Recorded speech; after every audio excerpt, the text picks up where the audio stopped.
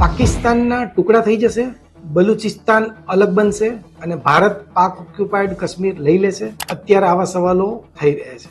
બલુચિસ્તાનમાં આખી train hijack થઈ, એની પાછળનું શું રહસ્ય છે? કેમ બલુચો પાકિસ્તાન સામે જંગે ચડ્યા છે? આજે આપણે એની વાત કરીએ, પણ એ પહેલા સાંભળો આ સ્પીચ. बलूचिस्तान के लोगों का, गिलगिट के लोगों का, पाक के कब्जे वाले कश्मीर के लोगों का मैं आज तहे दिल से आभार व्यक्त करना चाहता हूं. નમસ્કાર.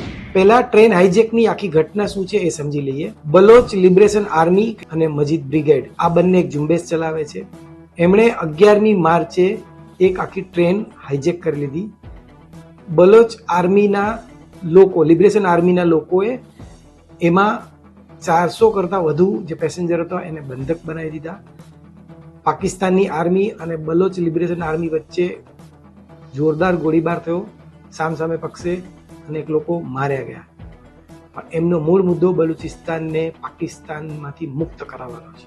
પાકિસ્તાનના વડાપ્રધાન શાહબાઝ શરીફના જે સલાહકાર છે સનાઉલ્લાહ ખાન, એમણે તો આ ઘટના પાછળ ભારતને જવાબદાર ઠેરવ્યું છે. ખેર એ વાત પછી વિચારીશું, પણ અત્યારે બલુચ લિબરેશન આર્મી એ કઈ રીતે પાકિસ્તાન સામે જંગે ચડ્યું છે અને એના શું પરિણામ આવી શકે એની વાત કરીએ છીએ. BLA શું છે? બલુચિસ્તાનની આઝાદી માટે લડતું સંગઠન છે. 1970માં જુલ્ફિકાર અલી ભુટ્ટો સામે એમણે બળવો કર્યો હતો. 2 દાયકાથી વધારે સક્રિય છે. પાકિસ્તાને આતંકી સંગઠન એને જાહેર કર્યું છે. US, ચીન, બ્રિટન એને આતંકી સંગઠન માને છે. એમની પાસે 6000 જેટલા લડવાયા છે. મજીદ બ્રિગેડ નામની એક આત્મઘાતી આતંકી ટુકડી છે. 2005માં મુશરફના કાફલા પર પણ એમણે હુમલો કર્યો હતો અને 2024માં પાકિસ્તાન પર એમણે કુલ અલગ અલગ 521 હુમલા કર્યા હોવાનું કહેવાય છે. મજીદ બ્રિગેડ શું છે?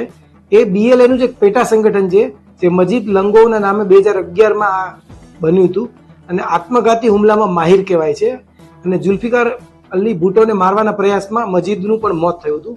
એ હુમલામાં ભુટ્ટો બચી. આખો વિડિયો જોવા માટે ડાઉનલોડ કરો દિવ્ય ભાસ્કર એપ.